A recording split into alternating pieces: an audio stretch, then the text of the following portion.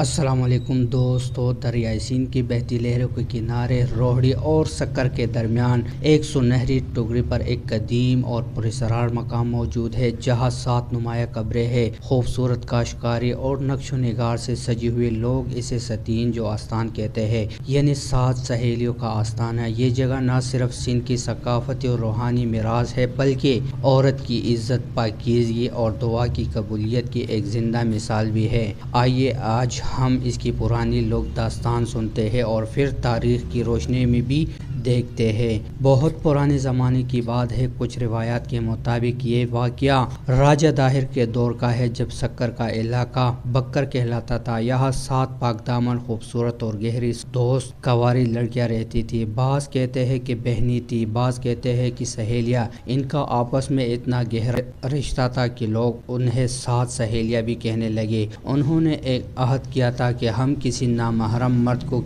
نہیں دیکھیں گے اور نہ ہی اپنی عزت کسی کو دکھائیں گے۔ وہ پردے میں رہتی تھی، اللہ کی عبادت کرتی تھی اور ایک دوسرے کی صحبت میں خوش رہتی تھی۔ ایک دن راجہ داہر کی نظر ان پر پڑی۔ اس نے اپنے غلاموں کو حکم دیا کہ ان 7 کو اس کے دربار میں پیش کیا جائے۔ جب یہ خبر ان تک پہنچی تو وہ بہت گھبرا گئی اور انہوں نے اس پہاڑی کی چوٹی پر پناہ لی جہاں آج مزار ہے۔ وہ سب اللہ کے سامنے سجدے میں گر گئے اور گر گرا کر دعا مانگنے لگے۔ اے اللہ، اے رب العزت، ہماری عظمت اور آبرو کی حفاظت فرما، ہمیں نامحرم کی نگاہ سے بچا لے۔ ان کی خلوص بری دعا قبول ہوئی۔ اچانک ایک بڑی چٹان ان پر آ گری، یا زمین پھٹ گئی اور وہ اس میں سما گئی۔ اسی طرح وہ اپنی پاکیزگی بچا کر شہید ہو گئی۔ اس معجزاتی واقعے کے بعد یہ جگہ مقدس ہو گئی۔ لوگوں نے ان کی یاد میں قبریں بنائی۔ آج بھی اس مزار کے اندر والے خاص حجرے میں مردوں کا داخلہ ممنوع ہے۔ خواتین یہاں منتیں مانگنے،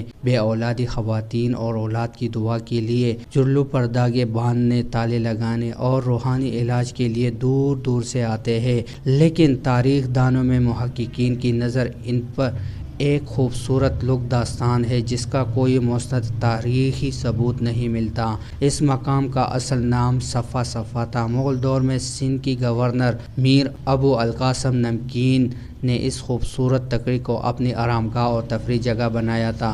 وہ چاندنی راتوں میں یہاں محفلیں سجایا کرتے تھے۔ بعض محققین جیسے پروفیسر ڈاکٹر قاصد ملا شاہ عبد اللطیف یونیورسٹی خیرپور کے مطابق تقریباً 400 سال پہلے یہاں 7 درویش ازبکستان، ایران، افغانستان، عرب اور ایک مقامی آ کر چلا کشی کرتے تھے۔ ان کے ناموں میں شیخ عبد الحمید سروردی، شیخ عبداللہ ہروی وغیرہ شامل ہیں۔ بعد میں لوگوں نے اسے 7 سہیلیوں سے منسوب کر دیا۔ اس جگہ کو قاسم خوانی بھی کہا جاتا ہے۔ سندھ میں ستین یا 7 سہیلی بہنوں ایسے آستانے ترپاک اور دیگر علاقوں میں بھی ملتے ہیں جو عام طور پر خواتین سے منسلک مقدس مقامات ہوتے ہیں۔ آج یہ جگہ سیاحتی مقام بھی ہے۔ لانس ڈاؤن برج، سکر برج، سادھو بیلا اور دریائے سندھ کے خوبصورت منظر کے درمیان واقع ہے ہونے کی وجہ سے